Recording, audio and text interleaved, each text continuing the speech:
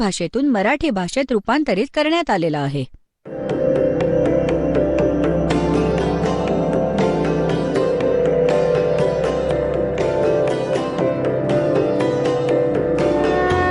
और ज्ञान सब ज्ञानडी कबीर ज्ञान सो ज्ञान और जैसे घोड़ा तोब कायम करता चले मैदान.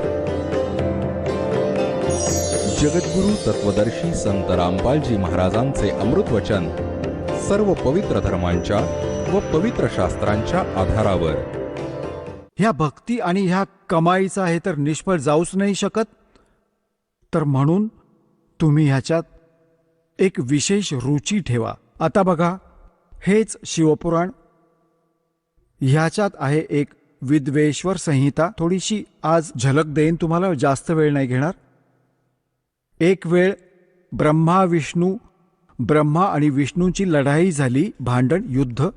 ब्रह्मा म्हणत होता मी तुझा बाप, विष्णू म्हणाला मी तुझा बाप. ह्याच गोष्टीवरून यांच्यात युद्ध झालं. ही मोठी कहाणी आहे. तर ह्या काळाने विचार केला की हे लढून मरतील. ह्यांच्यामध्ये एक लिंग उभं केलं, सफेद तेजोमय पिलर खूप मोठा उभा. हे युद्ध विसरले आपसातील, त्यांचा शेंडा बुडका शोधू लागले. मोठी गोष्ट आहे. परत हा आला आपला पुत्र सदाशिवाचं रूप धारण करून. त्याने प्रतिज्ञा केलेली आहे की माझ्या खऱ्या रूपात कधी कोणासमोर येणार नाही. तर हा कोणाला विष्णू रूपात दर्शन देतो, कोणाला शिवरूपात, तर कोणाला ब्रह्मा रूपात. तर तिथे तो शिवरूप धारण करून आला. आता बघा, विद्वेश्वर संहिता आणि हे आहे संक्षिप्त शिवपुराण, 24वे पान. इथे या दोघांचं भांडण चालू होतं आणि मध्ये त्याने हा स्तंभ उभा केला. आता इथे येऊया. ब्रह्मा आणि विष्णूने विचारलं, प्रभो, ह्या ज्योती निरंजन काळाला, सदाशिवला सृष्टी वगैरे 5 कृत्यांची लक्षणं काय आहेत ते आम्हा दोघांना सांगा. भगवान शिव म्हणाले, हा काळरूपी ब्रह्म बोलला, माझ्या कर्तव्यांना जाणणं अत्यंत गहन आहे, तथापि मी कृपापूर्वक तुला त्याविषयी सांगत आहे. पुढे जाऊया. आता आपण आलो 26व्या पानावर. ह्यात म्हटले की मुलांनो, आता झाला ना यांचा बाप, ब्रह्मा विष्णू महेशाचा पिता आहे हा. मुलांनो, तुम्ही दोघांनी ब्रह्मा विष्णूने तपश्चर्या करून प्रसन्न केलेल्या मज परमेश्वराकडून सृष्टी आणि स्थिती नामक 2 कृत्य प्राप्त केली आहेत. ही दोन्ही तुम्हाला खूप प्रिय आहेत. याच प्रकारे माझी विभूती स्वरूप माझ्यासारख्या चेहऱ्याचे रुद्र आणि महेश्वरने, हा ने आहे, 2 अन्य उत्तम कृत्ये संहार आणि तिरोभाव माझ्याकडून प्राप्त केली आहेत. हा 5वा कोण आहे? हे 4 तर ब्रह्मा विष्णू महेश व रुद्र झाले.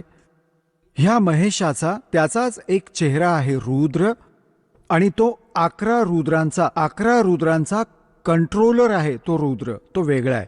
आणि हे ब्रह्मा विष्णू महेश हे वेगळे आहेत. तर हा 5वा जो बोलत आहे तो आहे काळ दुर्गेचा पती. आता आपल्याला इथून एवढंच घ्यायचं होतं. आता तुम्हाला जे दासाने दाखवलं होतं, हे आधी दासाने परमात्म्याद्वारा सांगितलेली सृष्टी रचना ऐकवली आणि आता या सद्ग्रंथात प्रमाणित होते आहे. तर ह्याने काय सिद्ध झालं की कोण आहे? कौन ब्रह्मा का पिता है और कौन विष्णु की माँ, शंकर का दादा कौन है हमको देव बता.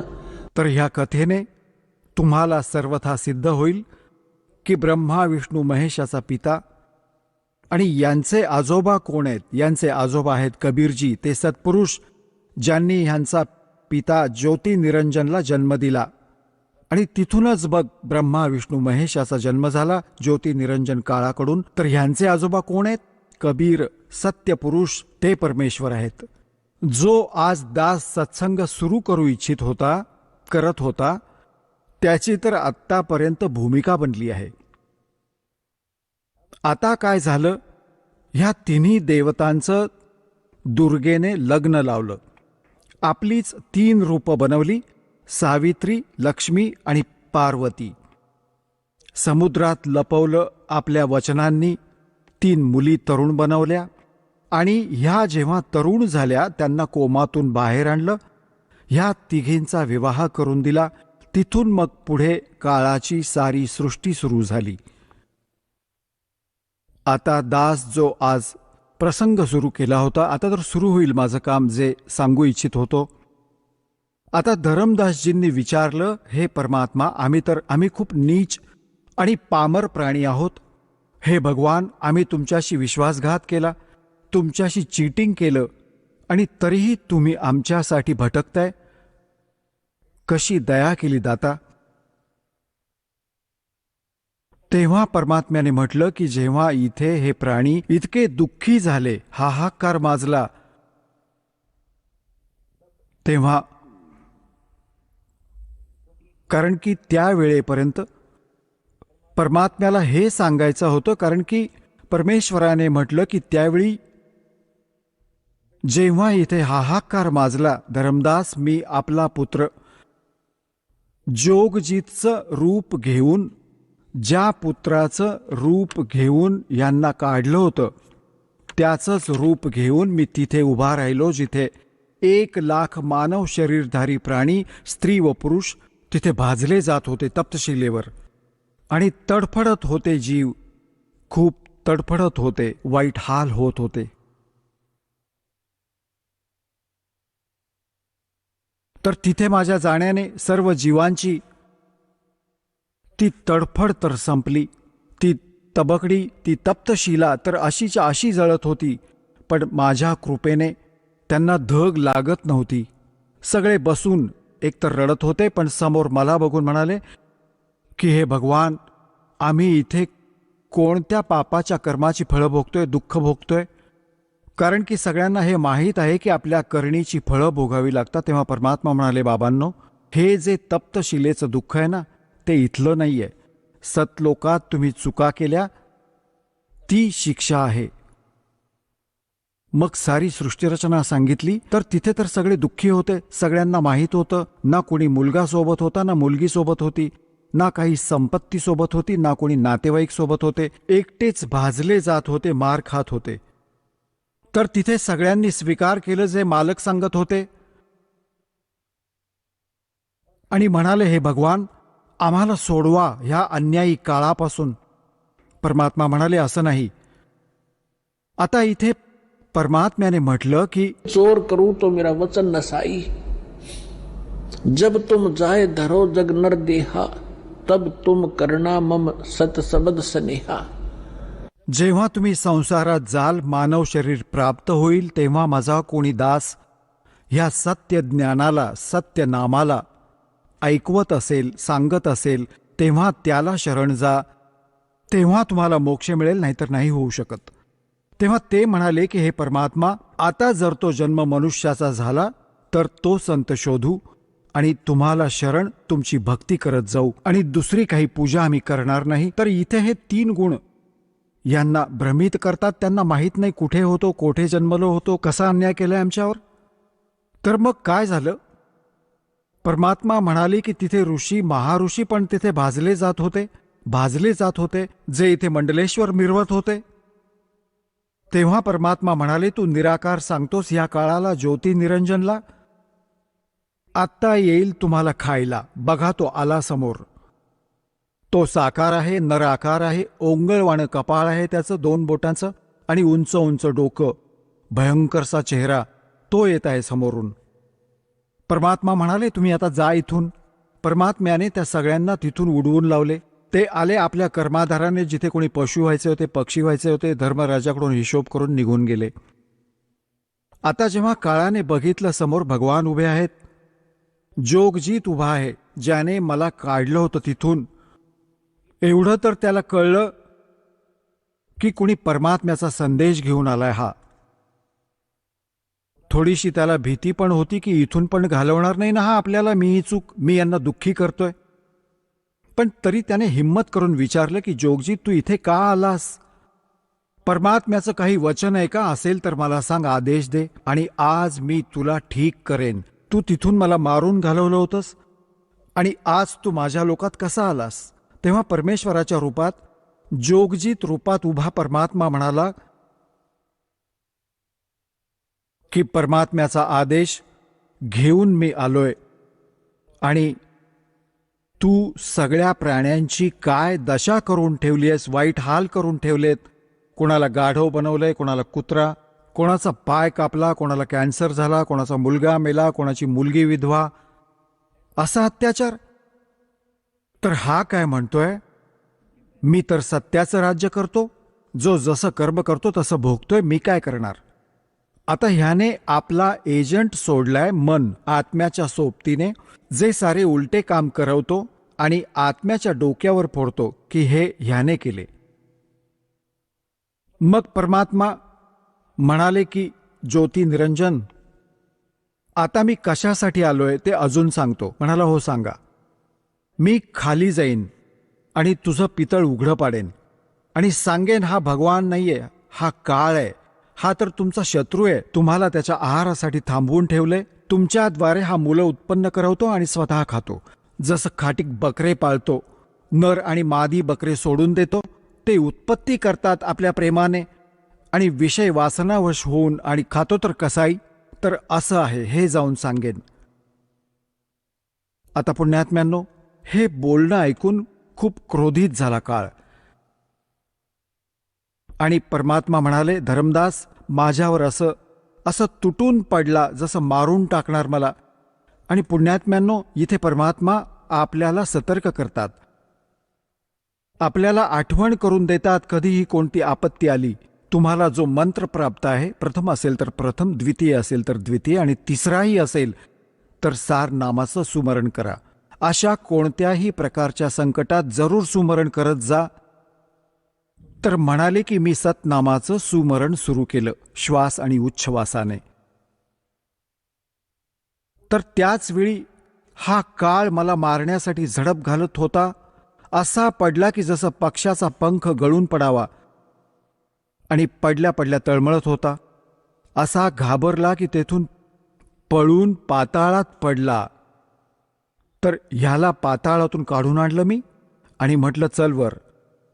मग हा घाबरला खूप, माझे पाय पकडले आणि म्हणाला, काही हरकत नाही, तुम्ही निसंशय खाली जा, पण एक विनंती आहे माझी, 3 युगात जीव कमी घेऊन जावे आणि 4थ्या युगात हवे तेवढे घेऊन जा. तर परमात्म्याने म्हटलं की ठीक आहे. आणि दुसरं हे म्हटलं की माझ्या ज्ञानाला जो मानेल तो माझा आणि तुमच्या ज्ञानाला जो मानेल तो तुमचा, बळजबरीने घेऊन जाऊ नका. तेव्हा परमात्मा म्हणाले, ठीक आहे, तथास्तु. जेव्हा सारे वचन वदवून घेतले, मग बदलला सरड्यासारखा. म्हणू लागला, निसंशय निघून जा जोगजी 4थ्या युगात. ह्या जीवांना इतकं कंडम करीन की हे भक्तियोग्य राहणार नाहीत. त्यांना सर्व उलट्या साधनेवर लावून देईन. देवी देवता, दगड, डोंगराच्या पूजेमध्ये ह्यांना व्यस्त करून टाकीन आणि जेव्हा तू जाशील तेव्हा तुझं कोणी ऐकणार नाही. परमात्मा म्हणाले, तू तुझं काम कर, मी माझं करेन. तेव्हा काय सांगितलं होतं परमेश्वराने, कि चौथा युग जब कलयुग आई, तब हम अपना अंश पठाई. काल बंद छूटे नर लोई, सकल सृष्टि परवानिक होई. घर घर देखो बोध विचारा, सतनाम सब ठोर उचारा. 5505 तब ये वचन मेरा होगा साचा. कलयुग बीत जावे जब एता, सभी प्राणी परम पुरुष पद चेता. तर परमात्म्याने सांगितलं होतं की 4थं युग जेव्हा कलियुग येईल तेव्हा मी माझा एक दास पाठवेन. आता तिथे काळासमोर परमात्म्याने म्हटलं की मी माझा दास पाठवेन. आणि कबीरवाणी चॅप्टरमध्ये परमात्म्याने धर्मदासजींना, जेव्हा धर्मदासजी खूप चिंतित झाले होते की हे परमात्मा, तुम्ही सतनाम आणि सारनाम गुप्त ठेवलं आणि त्याच्याशिवाय मोक्ष नाही होऊ शकत. आपण मज पामरावर दया केलीत दासावर आणि 42 वंशांच्या पिढीला अभय दिलं, वंश चालेल. तर हे परमात्मा सारनाम आणि सतनामाशिवाय पार नाही होऊ शकत. तर माझी मुलं कशी पार होतील, असं काळीच पकडून बसला. परमात्म्याने विचार केला की हा खूप दुःखी झालाय. तेव्हा परमेश्वराने म्हटलं की ऐक, काळाने काय म्हटलं होतं? द्वादश पंथ करूं मैं साजा, नाम तुम्हारा ले करूं आवाजा। द्वादश पंथ नाम जो लेगी, हमरे मुख में आन समोही। जाओ जोग जीत संसारा, जीवन माने कहा तुम्हारा। जीव तुम्हारा कहा न माने, हमारी ओढ हो बाद बखाने। आता एवढा वेळ नाहीये, मी ते सगळे पुरावे आज नाही दाखवू शकत तुम्हाला की 12 पंथ कोणकोणते आहेत. तर 12वा पंथ गरीबदास पंथ सांगितलाय, लिहिला आहे कबीर सागरमध्ये. तर परमात्म्याने म्हटलं की तू चिंता करू नकोस धर्मदास, जेव्हा 5500 वर्ष कलियुग संपेल तेव्हा ही मधली पिढी येईल आणि मधल्या पिढीपर्यंत हे ज्ञान, तत्वज्ञान, सतनाम आणि सारनाम अगदी गुप्त ठेवायचे, नाहीतर काळाच्या दूतांच्या हाती लागेल, माझं सार मिशन खराब होईल. तर परमेश्वरानं बघितलं की हा अत्यंत चिंतित झालाय. तेव्हा परमेश्वर म्हणाले, धर्मदास आता खरं सांगू तुला? तेव्हा धर्मदास म्हणाले की भगवान, आज किती चांगली वेळ आहे, आज कलियुग स्टार्ट आहे सन 1398 मध्ये आणि 1512 पर्यंत, आणि आजही लोक मानत नाहीत. आणि तुम्ही म्हणता की पुढे तर भयंकर कलियुग निर्माण करेल, काळ असा अन्याय करेल, हाहाकार माजेल, माणूस कृतज्ञ होईल. मग त्यावेळी कसे पार होणार? आज तर तुम्हीही उपस्थित आहात, तरीही ऐकत नाहीयेत हे लोक. त्यावर परमात्मा म्हणाले, जेव्हा 5500 वर्ष कलियुग संपेल आणि 12वा वंश चालू झालेला असेल ह्या काळाचा, म्हणजे गरीबदास पंथापर्यंत, तर त्यावेळी त्या 12व्या पंथात मी येईन स्वतः आणि मग सर्व पंथांना नष्ट करून एक पंथ बनवेन आणि सारी सृष्टी माझंच नाम घेईल. तुझे 42 वंश काय साऱ्या सृष्टीला पार करून नेईन धर्मदास, ह्या 42ची चिंता सोड तू. तेव्हा त्याला थोडा धीर आला आणि काळासमोर परमात्म्याने थोडी गुप्तता ठेवली की माझा अंश पाठवेन आणि तो साऱ्या पूर्ण सृष्टीला. और घर घर देखो बोध विचारा, और सतनाम सब ठोड उचारा. तुम्ही पाहताय आज ही ज्ञानगंगा घराघरात पोहोचली आहे. कुठे बघितले कोणी व्यक्ती पुस्तक खरेदी करताना किंवा पुस्तक विकलेलं बघितलं का तुम्ही? गावांमध्ये, शहरांमध्ये कोणी भाजी विकतो, कोणी कांदा विकतो, कोणी दोडका भोपळा विकतो, हे तर बघितलं होतं. तर परमात्म्याने म्हटलं होतं, घर घर देखो बोध विचारा. माझ्या ह्या ज्ञानाची चर्चा घराघरात सुरू होईल आणि सारी सृष्टी नाम घेईल आणि सतनाम सगळ्यांना सांगितलं जाईल आणि परमात्म्याच्या त्या परमपदाची, सतलोकाची सगळ्यांना माहिती मिळेल. संपूर्ण विश्व मी पार करेन. तर ती वेळ आली आहे पुण्यात्म्यांनो, आणि हा दास आहे, त्या परमात्म्याने पाठवलेला दास आहे आणि तुम्ही सगळे पार व्हाल. बोलो सतगुरुदेव.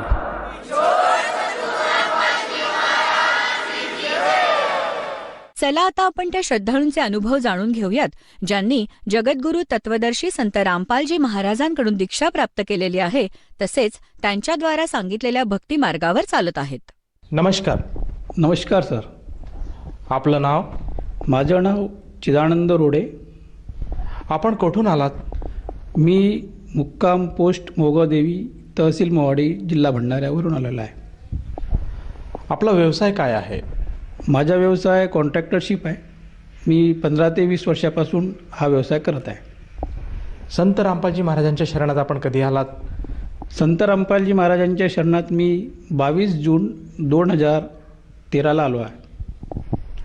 संत रामपालजी महाराजांची गुरुदीक्षा घेण्या अगोदर आपण व आपला परिवार कोणती भक्ती साधना करत होतात? संत रामपालजी महाराजांच्या शरणात येण्याआधी आम्ही जी काही परंपरागत जी पूजा असते, महाराष्ट्रामध्ये जी पण काही पूजा असते ती पूजा आम्ही करत होतो. आणि खास करून आम्ही देवीचे उपासक होतो. जे आमचे आईवडील ज्यांना गुरु केलं होतं ते शक्ती उपासक आहेत. त्यांनी शक्तीची आराधना जे बी काही सांगितले आहे त्या हिशोबाने आम्ही करत होतो. आमचे आईवडीलसुद्धा दत्त उपासक होते, काळ्या देवाची पूजा करत होते. ती पण नित्यनियमाने आमच्या घरी होत होती. आमच्या घरी त्याचप्रमाणे बऱ्याच वर्षापासून गणपतीसुद्धा मांडण्यात येत होता. त्याची पूजा पण आम्ही नित्यनियमाने 10 दिवस वगैरे करायचे. याच्यामध्ये जेव्हा मी लहान होतो तेव्हा मला अध्यात्माचा खूप छंद होता. माझा जन्मच मूळतः हा मंदिरातून झालेला आहे. ज्या गुरूंकडून आमच्या आईवडिलांनी दीक्षा घेतली होती त्यांनीच तुमच्या घरी मी येणार असं सांगितलं आणि तोच महिना आईला चुकला. आईला असं वाटलं की बा आपल्याला मुलगी होणार, कारण शक्ती उपासक होते, पण मुलगी नव्हता, मुलगा झाला. लहानपणी असताना मला एक असं आठवते की बा शाळेतून परत येताना मला एक सवय होती की मी काही त्यावेळच्या कविता म्हणायचा, काही भजनं म्हणायचे. असं करता करता मी खूप म्हणजे गुणगुण जायचा आणि वापस यायचा आपल्या घरी. तेव्हा वापस येताना मला एक माझ्यासोबत एक साप डोलत आहे, माझ्यासोबत साप डोलत आहे असं वाटलं. मला त्याच्याकडे लक्ष केलं तर मला खूप म्हणजे भीती वाटली आणि मी खूप जोराने पडत आपल्या घरी गेलो. त्या रात्री मला असं स्वप्नात आलं की बा तू कशाला पडत गेला रे, मी होतो. तेव्हा ते आमचे आईवडिलांचे जे गुरु होते ते त्या रूपात मला दिसले. त्याच्यानंतर जसं मोठा होत आलो मला पण असं वाटलं की आपण पण गुरु करायचा. मी त्या गुरुजींना विनंती केली की मला गुरु दीक्षा द्यावी. त्यांनी म्हटलं की बा माझे तर कर्तव्यच आहे, मी गुरुदीक्षा नक्की देणार. आईला म्हटलं तर म्हणे सध्या घेऊ नको, लग्नानंतर तू आपली गुरुदीक्षा घे. पण त्या गुरुजींनी मला दीक्षा दिली. दीक्षेनंतर मला असं वाटायचं की मी या धर्तीवरचा आहेच नाही, मी कुठून तरी आलो आहे. पण मी कोण आहे, मी इथे कशाला आलो, या असे प्रश्न मला पडायला लागले आणि तेव्हापासून मी या प्रश्नाच्या शोधात होतो. आणि त्यांनी दिलेल्या जी साधना होती, जी उपासना होती, जो मंत्र होता, त्या मंत्राचा सुद्धा जाप त्यावेळेस करत राहायचा. मला माझ्या जीवनामध्ये समोर काय होईल ही जाणण्याची लालसा होती. त्याच्यासाठी नागपूरमध्ये पट्टीवरती भविष्य सांगणारे भेटले. त्या अंगठाचा ठसा घ्यायचे आणि त्या अंगठाच्या ठस्यावरून तुम्ही काय होणार भविष्य सांगायचे. त्यांचं म्हणणं असं होतं की बा हे जे आहे हे शंकर आणि पार्वती यांच्यामधील संवाद आहे, जे त्या जीवासाठी त्यांनी ज्या गोष्टी बोलल्या त्या गोष्टी त्या पट्टीत लिहिलेल्या आहेत असं सांगायच्या. त्याच्यामध्ये निव्वळ ठसा घेऊन आणि फक्त नाव घेऊन त्याची पूर्ण शहानिशा करायचे, सांगायचे की बा तुमच्या आईचं नाव हे आहे का, हो, तर मग समोरचा प्रश्न तुमचे वडिलाचं नाव हे आहे का, नाही, तर मग ते पट्टी अलग करायचे. दुसरी पट्टी घेऊन तुमच्या आईचं नाव हे आहे का, तुमच्या वडिलाचं नाव हे आहे का, तुम्हाला इतके भाऊ आहेत का, हे पूर्ण शहानिशा करून त्याच्यानंतर मग त्यांनी पट्टी वाचून सांगितली की तुम्ही मागच्या जन्मात काय होते, आता तुमच्या या जीवनात काय घडेल. तर त्यांनी हे सांगितलं होतं की बा 37व्या वर्षी तुम्हाला गुरु मिळतील. मला असं वाटलं की बा मला तर गुरु आहेतच, पुन्हा कोण गुरु भेटणार. त्याच्यानंतर त्यांनी हेही सांगितलं की बा तुम्हाला 40व्या वर्षानंतर गुदद्वाराचा त्रास होईल. म्हटलं ते होऊ शकते वयानुसार. असे काय काय ज्या भविष्यवाणी त्यांनी मला सांगितली. त्याच्यानंतर मी माझी साधना करत राहिलो आणि अशी अनुभूती आली की बा आपण कुणीतरी आहे, कोण आहे, पण तो कोण आहे असे प्रश्न पडले.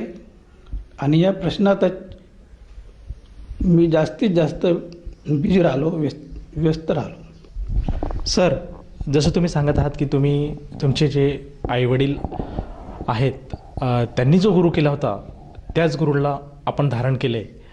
तर मला असं विचारायचं आहे की त्या गुरूंनी आपल्याला काय दीक्षा दिली किंवा काय शिकवण दिली?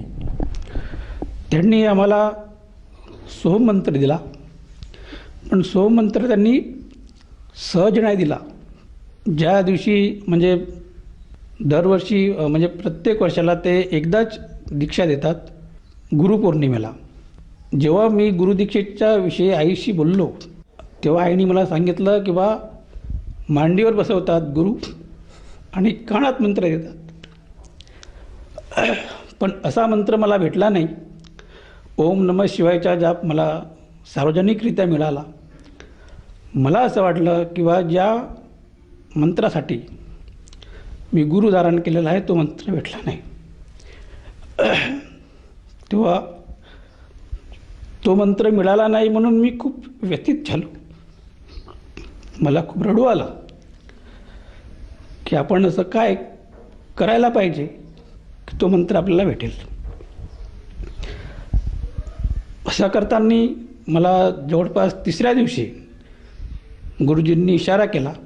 त्यावेळेस ते मौन व्रतात होते. ते 6 महिने, 12 महिने, 1.5 वर्ष असे ते मौन व्रत धारण करायचे.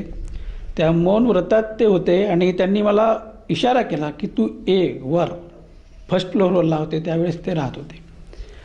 मला त्यांनी बोलवलं आणि मौन व्रत तोडून सोहम नामची दीक्षा दिली. त्यांनी असं म्हटलं किंवा तू माझा विशेष शिष्य आहेस, त्यामुळे तुला हे विशेष प्रकारे नामदीक्षा दिलेली आहे आणि तू या मंत्राचा जीवनभर जाप कर आणि शब्द हाच गुरु. तुला जी अनुभूती होईल याच्यानंतर तोच तुझा गुरु राहणार आणि या मंत्राचा जाप तू अंतिम श्वासापर्यंत कर. त्यांनी हे सुद्धा सांगितलं की बा हा जो मंत्र आहे, हा जो मंत्र, या मंत्राशिवाय माझी अशी जिज्ञासा होती की बा या मंत्राच्या व्यतिरिक्त आणखी दुसरा कोणता मंत्र आहे का बा ज्याच्यापेक्षा श्रेष्ठ आहे. त्यांनी म्हटलं की बा या मंत्रापेक्षा दुसरा कोणता मंत्र श्रेष्ठ नाही, तुला श्रेष्ठातील श्रेष्ठ मंत्र तुला प्रदान केला. त्याच्यानंतर तू हे अंतिम श्वासापर्यंत या मंत्राचा जाप कर. त्याच्यानंतर आमची सोहम नामाची साधना सुरू झाली आणि असा मंत्र त्यांनी आम्हाला ही दीक्षा दिली. सर, जसं तुम्ही सांगत आहात की जेव्हा तुम्ही जे आपले पूर्वीचे गुरु होते त्यांच्याकडनं नामदीक्षा घेतली, त्या नामदीक्षेसाठी आपण हट्ट धरला आणि एखाद्या लहान मुलासारखे आपण रडायला लागले, तेव्हा तुम्ही तुमच्या गुरुजींनी तुमच्यावर कृपा केली आणि तुम्हाला सोहम नामक हा एक मंत्र दिला. या मंत्राने, या मंत्रजापाने आपल्याला काही अनुभूती मिळाली का? या मंत्रजापाने सकाळी जेव्हा उठायच्या तेव्हा असं वाटायचं की मी इथे कुठे आलो आहे आणि इथे मी काय करून आलो आहे, मी कुठेतरी कुठला तरी आहे, मी इथे कशाला आलो, हे माझं नाही, हे विश्व माझं नाही. अशा प्रकारच्या अनुभूत्या दासला आल्या. याच गुरुकृपेमुळे जे पट्टी जे मी सांगितलं आहे की पट्टीवरून जे भविष्य सांगायचे, त्या पट्टीच्या भविष्यावरून त्यांनी हे मला सांगितलं की तुम्ही आधी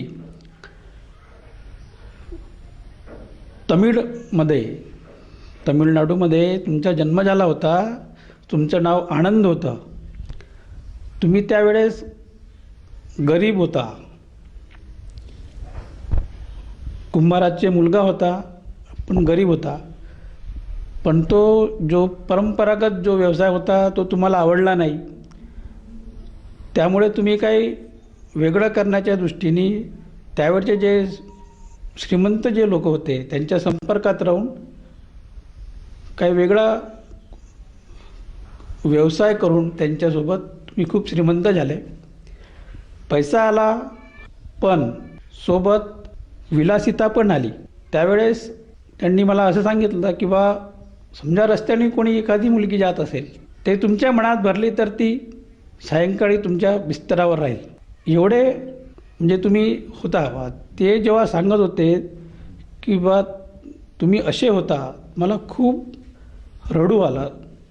त्यांनी सांगता सांगता थांबले आणि मला हे सांगितलं की बा प्रत्येक मनुष्य हा पुण्य आणि पाप याची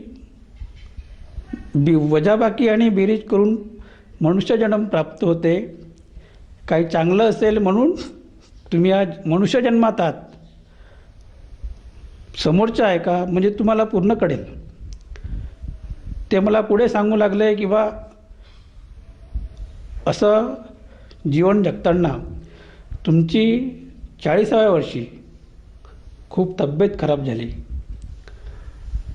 खूप तब्येत खराब झाली. पत्नी तुमच्याकडे डुंकूसुद्धा पाहत नव्हती. मुलं पण सुद्धा तुमच्याकडे येत नव्हते. त्या दरम्यान मी असा काही त्यांनी सांगितल्याप्रमाणे असं काही करत होतो किंवा कोणाची समजा लीजवर जमीन घेतली तर ती लीजची जमीन कधी वापस करायची नाही. असंच करताना एका लीजच्या जमिनीवर मंदिर होतं. त्या मंदिराचा कब्जा मी स्वतःकडे करून घेतला. त्यातले जे बी कोणी पंडे होते ते त्यांना सगळ्यांना हाकलून दिला आणि तो कब्जा मी स्वतः घेतला. तब्येत खराब झाली. कोणी पत्नी म्हणा, मुलं म्हणा आपल्या जवळ येत नव्हते. अशा वेळेस एक गुरु आले. त्या गुरुनी तुम्हाला समजावलं. त्या गुरुनी दीक्षा दिली आणि त्याच्यानंतर मग तुमचं जीवनच चेंज झालं. तुमचं जीवनच चेंज झालं. त्याच्यानंतर तुम्ही भंडारे करू लागले. ज्या मुलींचे जीवन उद्ध्वस्त केले त्यांचे लग्नसुद्धा तुम्ही लावून दिले आणि त्याच्यानंतर तुमचे हे जीवन अध्यात्ममय झालं. त्याचं कारण किंवा त्याचा परिणाम हा झाला की तुम्हाला या जन्मामध्ये आध्यात्मिक आईवडील मिळाले आणि आध्यात्मिक वातावरण मिळालं. हे जेव्हा मला माहिती झालं की मी कोण होतो आणि माझ्यामध्ये कसं परिवर्तन झालं, मला खूप आश्चर्य वाटलं आणि दुःखही झालं की बा मी असा होतो. मी वाल्याच्या वाल्मिकी झालो अध्यात्मामुळे. पुन्हा अशा अनुभूत्या डायरेक्ट आणि इनडायरेक्ट बऱ्याचशा आल्या की आमचे जे गुरु आहेत हे पूर्ण गुरु आहेत आणि ते आमच्यासाठी जगातील टॉपिस्ट हिरो होते असं आम्हाला वाटायचं. कहा कि ऊपर के लोगों से सर, जसं की तुम्ही सांगत आहात की तुम्ही ज्या गुरूंकडनं नामदीक्षा घेतली होती किंवा त्या गुरूंच्या तुम्ही सेवेत होते आणि त्या सेवेपायी आपल्याला बऱ्याचशा अशा अनुभूती मिळत गेल्या आणि पूर्वी आपण काय होतात आणि आपले जीवन कसं होतं, आपण काय कष्ट केले किंवा काय कर्म केले, हे सगळं आपल्याला एका चलचित्रपटासारखे आपल्या समोर दिसल्या गेलं. तर मला असं विचारायचं आहे की तुम्ही जी साधना करत होतात, ज्या गुरूंच्या तुम्ही शरणात होतात आणि त्यांच्याकडनं तुम्ही जी नामदीक्षा घेतली होती, तुमची दिनचर्या, तुमचं सगळं काही व्यवस्थित होतं, असं असताना तुम्हाला संत रामपालजी महाराजांची शरण घ्यावी असं का वाटलं आणि तुम्ही त्यांच्या शरणात कसे गेलात? दासला असं नेहमी वाटायचं दीक्षेनंतर किंवा मी कोण आहे, मी कोण आहे याचे उत्तर मला त्यावेळेस तरी मिळालं नाही. एकदा काय झालं की टी व्हीवर आम्ही सिरियल पाहत होतो. सिरियल पाहता पाहता चॅनल चेंज करता करता दिसले व्यक्ती आणि ते निव्वळ पुस्तक वाचून सांगायचे. तेव्हा दासला असं वाटलं की बा आजकालचे महाराज पोट भरण्यासाठी काय काय युक्त्या नाही करत आणि चॅनल चेंज करून सोडून दिला. काही दिवसानंतर पुन्हा जे आम्ही सिरियल पाहत होतो, विशेषतः सिरियल पाहत होतो, ते सिरियल त्या दिवशी आली नाही आणि सिरियल आली नाही म्हणून पुन्हा चॅनल चेंज केले. तर त्या चॅनलवर असं आलं चेंज करता करता की कौन है ब्रह्मा का पिता, कौन है विष्णु की माँ, शंकर का दादा कौन है हमको दे बता. हे जेव्हा मी ऐकलं तेव्हा माझ्या अंगावर असे शहारे आले की असं ज्ञान ब्रह्मा विष्णू महेशचे पण आई वडील आहेत. शंकराचे दादा म्हणजे शंकराचे आजोबासुद्धा आहेत. कोण असा सांगतो आहे म्हणून पुढे सिरियल पाहायला लागलो आम्ही. तो जो पूर्ण एपिसोड होता तो पूर्ण एपिसोड पाहिला. ते होते संत रामपालजी महाराज. त्याच्यानंतर ज्ञानाविषयी आधी मला खूप लालसा होती. त्या लालसेपायी ते जे सांगत गेले त्या ह्याच्यामध्ये त्या प्रश्नाची तर उत्तर भेटली नाही की कोण ब्रह्माचा वडील आहे, कोण ब्रह्माचे पिता आहेत, विष्णूचे पिता आहेत. त्या एपिसोडमध्ये त्या प्रश्नाचे उत्तर नाही भेटलं. त्याच्यासाठी मी पुन्हा दुसऱ्या दिवशी पाहायला लागलो आणि असं करता करता मी कंटिन्युशनमध्ये जवळपास 1.5 वर्ष हे पाहत सत्संग पाहत मी त्या ज्ञानाशी जुळत गेलो. त्याच्यानंतर मला माझ्या जे काही प्रश्न होते ते प्रश्न सॉल्व झाले की कोण ब्रह्माचा पिता आहे, कोण विष्णूची आई आहे, कोण शंकराचे दादा आहेत आणि विशेषतः म्हणजे मी कोण आहे. संत रामपालजी महाराजांनी जी सृष्टीरचना सांगितली ती सृष्टीरचना ऐकल्यानंतर मला असं वाटलं की मी कोण आहे. ॲक्च्युअल त्या प्रश्नाचे उत्तर मला तिथे मिळालं आणि जवळपास 1.5 वर्षसुद्धा मी हे ज्ञान ऐकत गेलो. पण जी वाटायचं मला किंवा जे माझे पूर्वचे जे गुरु आहेत हेच सर्वश्रेष्ठ आहेत आणि टॉप जगातले हिरो आहेत. या ज्ञानाविषयी हे ज्ञान ऐकताना मी आपल्या पूर्वीच्या गुरूंसोबत चर्चा करायचा की हे त्या महाराजांनी असं सांगितलं, त्या महाराजांनी तसं सांगितलं, वेदात हे सांगतात, गीतेत हे सांगतात. तर ते त्याविषयी चर्चा करायचे पण त्या चर्चेतून समाधान होत नव्हतं.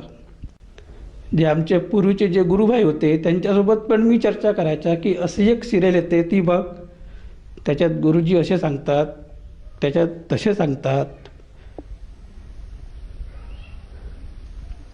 तर त्याच्यामधून चर्चा व्हायची पण समाधान होत नव्हतं.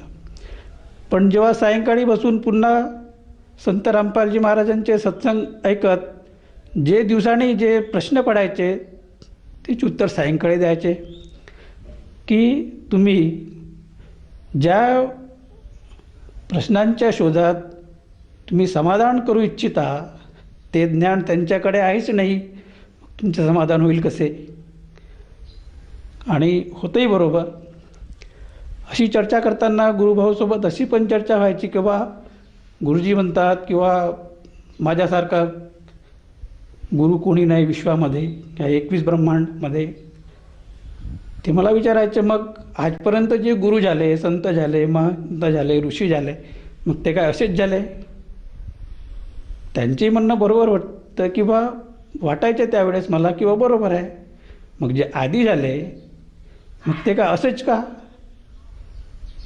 नंतर मग गुरुजी जेव्हा सांगायचे किंवा प्रमाण देऊन किंवा हे जे ज्ञान आहे हे ब्रह्माला सुद्धा नाही, हे ज्ञान विष्णूला सुद्धा नाही, हे ज्ञान शंकराला सुद्धा नाही, इवन त्याचे वडील ब्रह्मला सुद्धा हे ज्ञान नाही, इवन ज्या मातेची मी भक्ती करत होतो त्या मातेला सुद्धा हे ज्ञान नाही. हे मला त्यांच्या संत रामपालजी महाराजांच्या सत्संगातून कळलं की हे ज्ञान मग ऋषीमुनींना कसं आलं, या संतांना जवळ कसं आलं की जे ज्ञान या देवी देवतांकडे नाही. आणि संत रामपालजी महाराजांचं मला असं वाटायचं की बा ते पोट भरायसाठी पुस्तकं वाचून सांगतात. त्याच्यानंतर मला हे कळलं की बा ते पुस्तकं वाचून का सांगतात. त्यांनी पुस्तकं वाचून सांगितले नसते, धर्मग्रंथ वाचून सांगितले नसते तर आम्हाला त्या धर्मग्रंथात काय लिहिलं आहे हे कळलंच नसतं. निवड मुखाने सांगितलं असतं तर आम्ही त्यांच्यावर कधी विश्वासच ठेवला नसता. हे मला नंतर कळलं की ते वाचून सांगणे आमच्यासारख्या मूर्ख लोकांसाठी किती आवश्यक आहे. मी जेव्हा सत्संग ऐकायला सुरुवात केली संत रामपालजी महाराजांची, तेव्हा खाली एक पट्टी यायची की बा या फोन नंबरवर तुम्ही पुस्तक मागवू शकता, ज्ञानगंगा. मी पहिली ज्ञानगंगा मागवली आणि ती माझ्या पूर्वीच्या गुरूंना दिली. दुसरी पुस्तक मागवली, मी माझ्या स्वतःकडे ठेवली. तिसरी मागवली, मी माझ्या परिवारात ठेवली. अशा मी अनेक पुस्तकी मागवल्या फ्रीमध्ये, आणि ज्याचे मी संपर्कात होतो त्या सगळ्यांना मी ती देत होतो. माझ्या गुरूंना मी हे विचारलं की बा या पुस्तकात जे लिहिलं ते काय आहे. त्यांनी सांगितलं का मी विचार करून सांगतो की याच्यात मुख्य काय आहे. असं करता करता काही दिवस लोटले, पण मी माझा प्रश्न कधी सोडला नाही. व गुरुजी याच्यात जे लिहिलं आहे ते काय आहे, सत्य आहे की असत्य आहे. त्यांनी एकदा मला सांगितलं की बा या पुस्तकामध्ये जे पण काही लिहिलेलं आहे ते बिलकुल सत्य आहे. मग सत्य आहे तर मग काय, सत्य आहे तर मग काय. त्यांनी हे म्हटलं की बा मी मातेला सोडू शकत नाही. तुला असं वाटत असेल की तुझा फायदा आहे तर तू जरूर जा. तेथपर्यंत मला असं कधी वाटलं नाही का आपण संत रामपालजी महाराजांच्या आश्रमात जायचं. सत्संगामध्ये गुरुजी एकदा कळवळीनं सांगत होते की बा बेटा, मैं आपके लिए पलके बिछाए खडा हूं.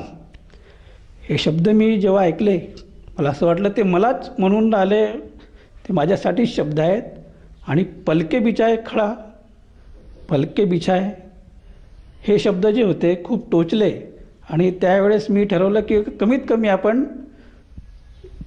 आश्रमात जाऊन यायला पाहिजे. तर आम्ही विथ परिवार आश्रमात गेलो. आश्रमात जाण्याआधी जे रात्रीची वेळ होती ट्रेनमध्ये, त्यांनी आम्हाला त्या बरवाल्याबद्दल काहीच माहिती नव्हतं. प्रायव्हेटमध्ये आम्ही रिझर्वेशन केलं होतं, पण उतरायचे कुठे, काय कुठे. तर आम्ही जे ट्रेनमध्ये जे लोक होते त्यांना विचारायचो की बा कुठे उतरायचं. टीटीने सांगितलं का बा या स्थानावर तुम्ही उतरा, तिथे त्या आश्रमच्या गाड्या येतात जिनमध्ये. आम्ही गेलो, आश्रमात गेलो आणि त्याच्यानंतर दुसऱ्या दिवशी सत्संग सुरू झाले. सत्संग ऐकले. त्याच्यानंतर मला एक शंका समाधान म्हणून एका रूमच्या बाहेर लिहिलं होतं शंका समाधान. त्या शंका समाधानामध्ये आम्ही गेलो. काही तिथे शिष्य होते त्या संत रामपालजी महाराजांचे, काही चर्चा करत होते, आपल्या शंकेचे समाधान करत होते. मला पण माझी शंका होती. मी तर ते आश्रम पाहायलाच गेलो होतो. त्या आश्रममध्ये त्यांनी मला विचारलं आपण कुठून आलात, कसे आलात, म्हणजे कशाला आले. त्यांना पूर्ण माहिती सांगितली. त्यांनी म्हणाले की बा तुम्ही गुरु करा, संत रामपालजी महाराजांना कडून दीक्षा घ्या. म्हटलं दीक्षा घ्यायची काय गरज आहे, गुरु तर मला आहेच. त्यांनी मला विचारलं गुरु आहे, बरोबर आहे, त्यांनी तुम्हाला काय दीक्षा दिली. त्याच्यानंतर मी त्यांना सांगितलं सोहम. परिचय करून देत असताना मी त्यांनाही सांगितलं की आमचे गुरु हे शक्ती उपासक आहेत. शक्ती उपासक आहेत तुमचे गुरु. त्यांनी मला म्हटलं शक्ती उपासक आहेत, मग शक्तीचा मंत्र काय. तेव्हा मला असं वाटलं खरंच शक्ती उपासक आहेत, मग शक्तीचा मंत्र काय. मला गरगरा घाम सुटला. कारण की मी तिथे जे गेलो होतो एक अहम म्हणून नाही, पण मी पण काहीतरी आहे, मी पण काहीतरी आहे, माझे गुरु पण काहीतरी आहेत असं वाटायचं. पण जेव्हा शक्तीचा मंत्र विचारला तेव्हा असं वाटलं की आपल्याकडे जे मेन आहे तेच नाही आहे. त्याच्यानंतर मी असं ठरवलं की आपल्याला हा मंत्र माहिती झाला पाहिजे, मग दीक्षा घ्यायला पाहिजे. मी दीक्षा जिथे फॉर्म भरतात तिथे गेलो, दीक्षेचा फॉर्म भरला आणि दीक्षा घेतली संत रामपालजी महाराजांकडून. दीक्षेनंतर त्यांनी जे मंत्र सांगितले ते मंत्र ऐकून मला तर खूप असं वाटलं की मी कुठे भटकत होतो. हे ज्ञान असं आहे. आम्ही चक्रांची नावं ऐकली, देवी देवतांचे ते स्थान आम्हाला माहिती होतं आपल्या शरीरामध्ये कुठे आहेत, पण त्या देवी देवतांचे जे मंत्र आहेत आम्हाला माहितीच नव्हते. आणि या मंत्राशिवाय समोरचा प्रवास अशक्य आहे हे त्याच्यानंतर कळलं, ज्यावेळेस आम्ही संत रामपालजी महाराजांकडून दीक्षा घेतली. सर, जसं तुम्ही सांगत आहात की तुम्ही संत रामपालजी महाराजांची नामदीक्षा घेतली आणि ज्यावेळी तुम्ही नामदीक्षेसाठी गेला होतात, म्हणजे एक नामदीक्षा घेण्यासाठी आपण नव्हते गेलात, फक्त एक चाचपडायला गेले होते किंवा शोधायला गेले होते की खरंच इथं सद्भक्ती आहे का, आणि त्या अनुषंगाने आपण तिथं गेलात आणि ते ज्ञान ऐकून त्यामध्ये आपल्याला विश्वास पटला आणि आपण ते ज्ञान ग्रहण केलं. तर ह्या ज्ञानाने आपण आपला पुढचा प्रवास कसा केला आणि ही सद्भक्ती आपण कशी स्वीकारली? हे मंत्र जेव्हा मला माहिती झाले की बा या देवतांचे हे मूळ मंत्र आहेत, त्याच्यानंतर मग असं वाटलं की बा जे मला ज्ञान पहिल्यांदा मी 1.5 वर्ष जरी ऐकलं पण समजलं नव्हतं. काहीसं समजलं पण काय बरंचसं समजलं नव्हतं. नंतर माझ्या लक्षात आलं. मग पुन्हा या ज्ञानाची आम्ही पुस्तकं घेतली, CD घेतली आश्रममधून, पूर्ण पाहिली, ऐकली. त्याच्यानंतर मग पूर्णरित्या ॲक्च्युअल त्यांनी जी दृष्टी खोलली त्या दृष्टीने हे ज्ञान पूर्णतः लक्षात आलं. त्याच्या आधी पूर्ण जरी आकर्षक होतो पण आपण ही दीक्षा घ्यायला पाहिजे असं आधी नव्हतं वाटलं. पण त्याच्यानंतर दीक्षा घेतल्यानंतर ॲक्च्युअल ज्ञान समजलं की आपले धर्मग्रंथ काय म्हणून राहिले, परमात्मा ॲक्च्युअल कोण आहे, हे जे संत रामपालजी महाराजांनी आपल्या धर्मग्रंथातून प्रत्येक वेद, गीता, बायबल, कुराण शरीफ, गुरुग्रंथ साहेब या संपूर्ण पवित्र धर्मग्रंथांमधून स्पष्ट केलं की परमात्मा कोण आहेत आणि आपल्याला त्याची गरज काय. त्याच्यानंतर कळलं की मी ॲक्च्युअल कोण आहे आणि मी इथे कशाला आलो आणि मला कुठे समोर पुढचा प्रवास म्हणजे काय करायचा आहे हे नंतर कळलं की बा आपण सतलोकातून आलो आणि सतलोकात आपल्याला जायचं आहे. त्याच्यासाठी जे ओम तत्सत हे जे मंत्र आहे आपल्या गीतेमध्ये, त्याचा अर्थ नंतर मला कळू लागला की बा पूर्ण परमात्म्याला जर प्राप्त करायचं असेल तर ह्या ओम तत्सत या 3 विधीनी तो मोक्ष, तो सतलोक प्राप्त करता येईल. सर, जसं तुम्ही सांगत आहात की संत रामपालजी महाराजांच्या शरणात आल्यानंतर आपल्याला सद्भक्ती कळाली आणि जी आपल्या जीवनामध्ये जी खोज होती की आपण कुठून आला आहात आणि आपल्याला कुठे जायचं आहे हे आपल्याला कळालं. तर जेव्हा आपण संत रामपालजी महाराजांची भक्ती स्वीकारली आणि त्या भक्ती साधनेने आपल्याला व आपल्या परिवाराला काय काय लाभ प्राप्त झालेत? मुख्य लाभ मला मी कोण आहे ह्याच्या प्रश्नाचे उत्तर मिळालं आहे, जे की मला खूप बोचत होतं की मी कोण आहे आणि मला काय करायचं आहे. आध्यात्मिक लाभ हाच आहे की मला मोक्षमार्ग मिळाला, जो की मनुष्य जन्माचा जो मूळ उद्देश आहे तो मला समजला आणि तो मार्ग मला या संत रामपालजी महाराजांकडून मिळाला. फायदे पुष्कळसे असतात, पण 1-2 फायदे मी तुम्हाला सांगेन. जसं दासकडे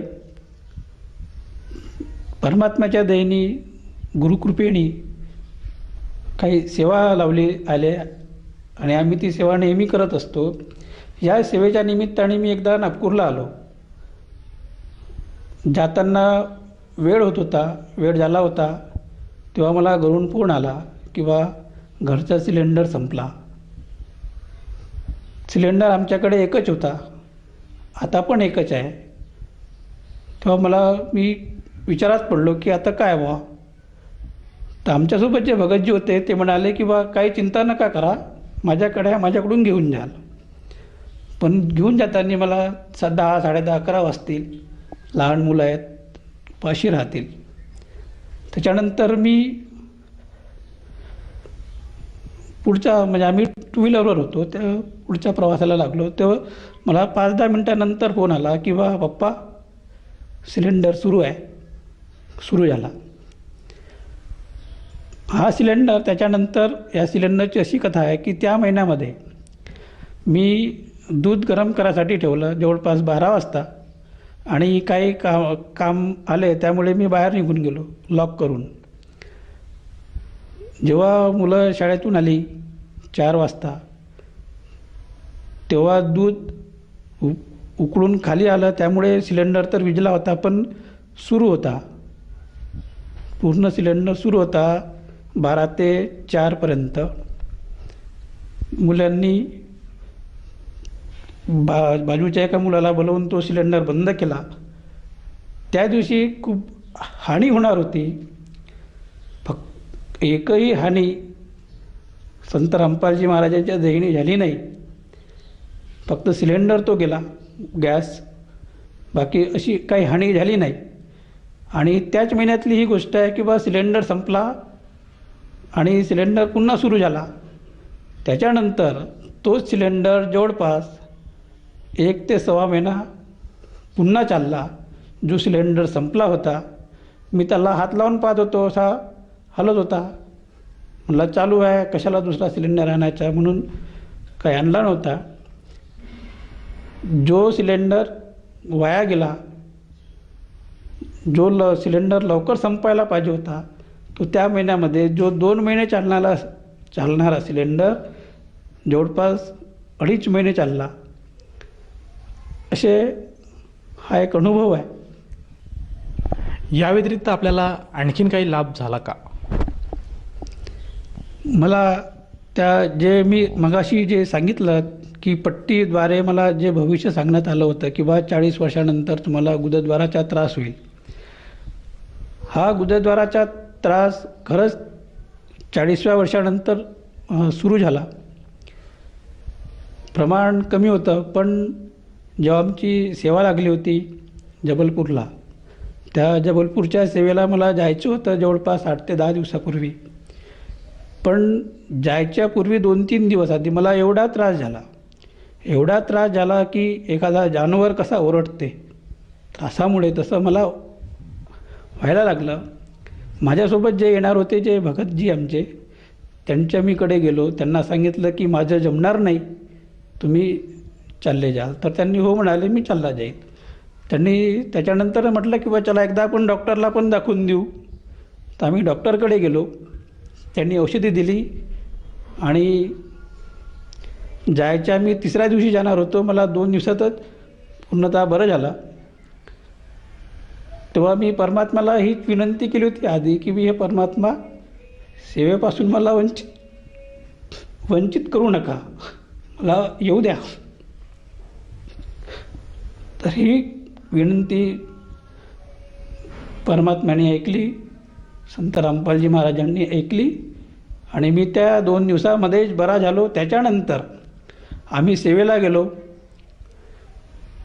सेवेला पूर्ण सेवा झाली आणि त्याच्यानंतर मी कधीच कुठलीच गोळी किंवा औषधी या मुळव्यासाठी घेतलेली नाही. आज परमात्म्याच्या देणी बरा आहे. सर, जसं तुम्ही सांगत आहात की संत रामपालजी महाराजांच्या सतसाधनेमुळे आपल्याला बरेचसे असे शारीरिक आणि काही चमत्कारसुद्धा अनुभवायला मिळाले. तर या अनुषंगाने आपण जे श्रोतावर्ग आज आपल्याला बघत आहात किंवा जे आपले पूर्वीचे जे गुरुबंधू आहेत, त्यांना आपण काय संदेश देऊ इच्छिता? संदेश तर मी देणार नाही, त्या लायकीचा नाही. संदेश दररोज संत रामपालजी महाराज त्यांच्या सत्संगातून देतात. मी फक्त कळकळीची विनंती करणार, जे आमचे गुरुबंधू आहेत, जे तत्सम आम्ही जे जरी मी या गुरूंशी जुळलेलो होतो तरी पण गायत्री परिवारामध्ये जे बी काही कार्यक्रम व्हायचे त्या कार्यक्रमाला आम्ही जायचो. जे अन्य जे गुरूंकडे आहे, जसे तुकडोजी महाराजांचे कुठे कार्यक्रम व्हायचे त्या कार्यक्रमाला मी जायचो, तिथे सहभाग करायचा. आसाराम बापूंच्या कार्यक्रमात आम्ही जायचो, तिथे सहभाग करायचा. तर या सगळ्यांना अशी विनंती राहील की आपल्या गुरूंनी दिलेला जो मंत्र आहे, या मंत्राच्या विषयी आपल्या धर्मग्रंथात काय लिहिलेलं आहे, या मंत्रामुळे खरंच आपला मोक्ष होईल का, जो की मनुष्य जन्माचा मूळ उद्देश आहे. माझा अनुभव असा आहे की या मंत्रामुळे मोक्ष नाही तर जे गीतेमध्ये जे सांगितलं आहे ओम तत्सत, या मंत्रामुळे आपला खरंच मोक्ष होईल. आणि हे जे आज संपूर्ण धर्तीवर देण्याचा अधिकार संत रामपालजी महाराजांनाच आहे, हे ज्ञान बाकीच्या संतांकडे कुठेही नाही.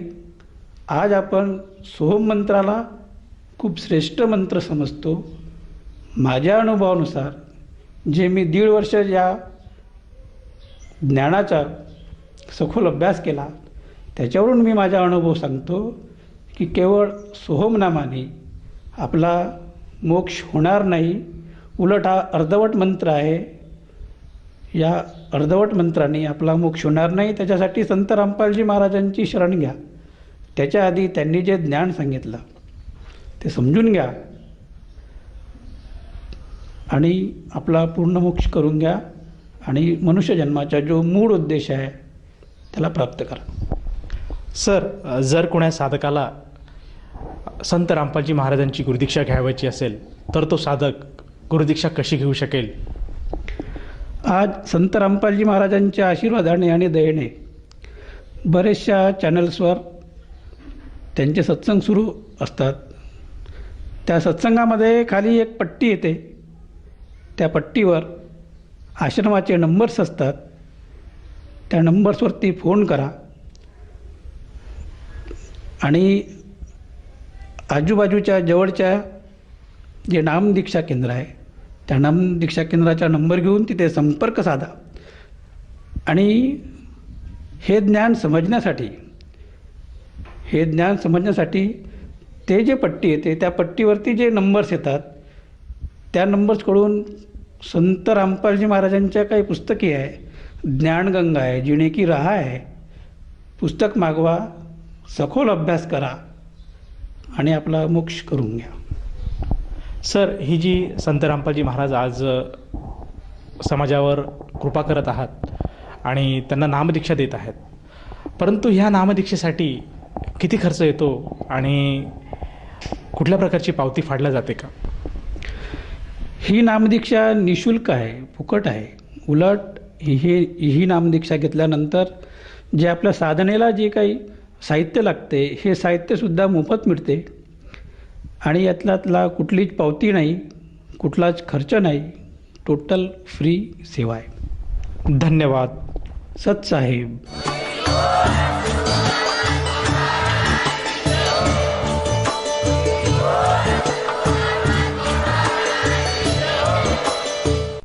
आपण ऐकत होता जगद्गुरु तत्वदर्शी संत रामपालजी महाराजांचे मंगल प्रवचन. निःशुल्क नामदीक्षा प्राप्त करण्यासाठी आणि अधिक माहितीसाठी संपर्क करा 7030303951 7030303952. आमची वेबसाईट आहे www.jagadgururampalji.org. सर्व पवित्र धर्मांच्या व पवित्र शास्त्रांवर आधारित प्रमाणित अनमोल पुस्तक ज्ञानगंगा किंवा जगण्याचा मार्ग यापैकी कोणतेही एक पुस्तक निःशुल्क मागवण्यासाठी आम्हाला आपले पूर्ण नाव, पूर्ण पत्ता, पिनकोड सहित आणि फोन नंबर लिहून 7030303951 7030303952 नंबरवर SMS करू शकता किंवा आम्हाला 7030